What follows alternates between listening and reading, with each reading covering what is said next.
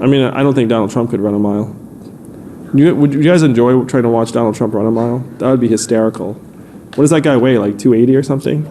And you see, watch that guy try to run a mile. It'd be like, oh my gosh, that would be so amazing for the American people. Try and watch Donald. I say he like passes out at like the quarter mile mark. So are you up for a challenge against him? Oh yeah, I challenge Donald Trump to any physical or mental feat under the sun. I mean, gosh, what could that guy beat me at? Being a slob? He's an embarrassment. I was having fun. I know you are. More Trump challenge questions. No. Let's just try and continue this for a second. Okay. What can you do? I can do approximately infinity more push-ups than Donald Trump, and I would. Not doing that. I mean, I definitely could show you. I take pride in my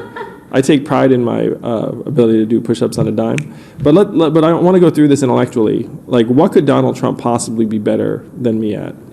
An eating contest. Like something that involved like trying to keep something on the ground and having really large body mass. Like if there was a hot air balloon that was rising and you needed to try and keep it on the ground, he would be better than me at that because he is so fat. So Andrew Yang clearly made these comments to elicit a reaction from Trump, and it didn't work. Trump is still yet to acknowledge Yang by name. The president, I don't think, has mentioned you, and I hear you have a theory as to why not. Well, the president hasn't mentioned me because he knows it's the wrong move. I'm better at the internet than he is. And if he were to tweet about me or whatnot, it would be a massive win for me in the campaign. So he knows when someone's not someone he wants to mess with.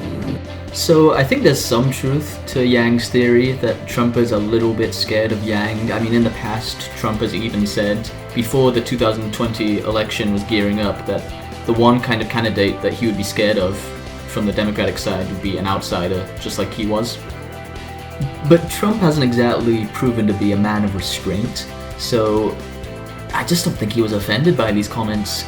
Trump is a very shallow man, that's blatantly clear, and so I would understand where Yang is coming from, thinking fat-shaming Trump would work, but when it comes down to it, that's not what offends Trump. So Trump didn't take the bait, and to make matters worse, people were off-put by Yang's comments. They found them distasteful and out of character. People in the Yang gang, Trump supporters, classical liberals and conservatives, a lot of them just thought he was fat-shaming Trump, which he was, and they thought, Yang was stooping down to Trump's level. I personally didn't have a problem with it. I love a good roast, and especially I think they're appropriate in this Trump era of politics. But there was a more strategic angle of attack that Yang could have taken that would have been more likely to elicit a reaction from Trump, and it also would have been more palatable to the public. And fittingly, to find this angle, you need to look no further than the 2011 Comedy Central roast of Donald Trump. You did the Comedy Central roast of Donald Trump. That's right. And you emceed it, and he actually seemed to be a pretty good sport, certainly a better sport there than he was a few months later. What was your memory of that night? The strange thing was, I had the same thought, like he's taken all this. The only thing I think we weren't allowed to joke about was the bankruptcy. Yeah. Bankruptcies. Mm-hmm. Everything else was kind of on the table. That was the one thing he was sensitive about. I guess that's the one that goes the farthest against what he presents himself as. Yeah. Was anything off limits when he asked you to do that? He's a very odd in a certain thing. You can make fun of his hair, his appearance, the fact that he could be our first orange American president. None of that bothers him. What bothers him is jokes. You can even make fun of his family, he doesn't care. What hurts him is if you make fun of the fact that he has gone bankrupt in the past. Oh, that he doesn't like. That's what bothers him? That's the one thing that he's super sensitive about. So if Yang really wants to, take some jabs at Trump and get a response out of him, then isn't this not the angle he should take? And Yang has a unique position in this whole race in that he is the businessman candidate for the Democrats. That is his brand. It works for him in some ways and against him in others, but that is his identity in this race. And so he can use that against Trump. He can say, hey, I am a successful businessman.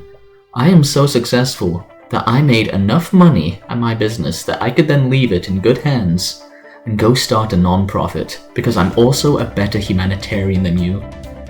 I am smarter than you and can run a business successfully, and I am more empathetic than you and can run a non-profit successfully. You fat orange cunt. No, you shouldn't say that last bit.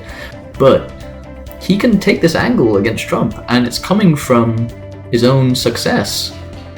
And this will get Trump where it hurts, hit him in that sensitive spot. It will be more palatable in the eyes of the people, because it's not fat shaming, it's going after his money.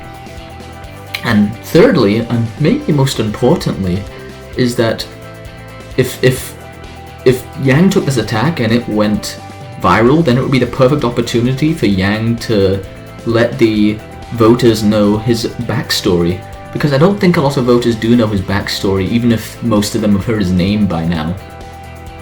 And, a lot of people have worries about his lack of experience in government, but they also have worries about the fact that he doesn't have a record in government that they can reference to see if it lines up with his current campaign.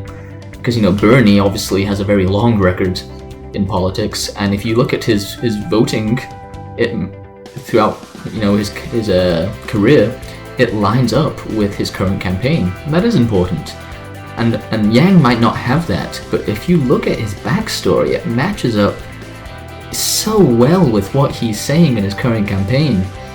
He ran a business successfully, and he went and started a non-profit because he saw that, there were dying cities in this country, and there wasn't enough work, there wasn't enough jobs in this country. And so he started Venture for America, his non-profit, to revitalize some dying cities and bring some jobs back. And he realized that even if he created thousands of jobs, which he did, it was like pouring water into a bathtub with a big hole in it, because automation was destroying, way more jobs than he could ever possibly create.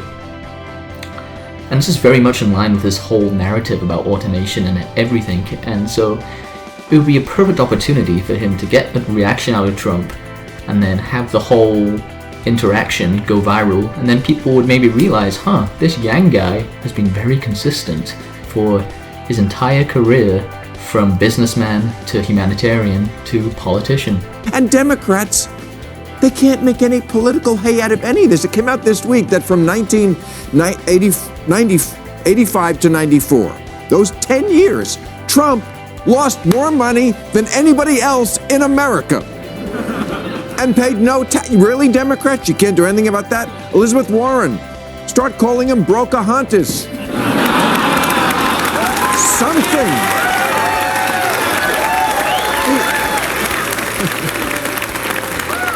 You can't do anything with that. He sold himself to this country as a business genius. Turns out he's a reverse billionaire.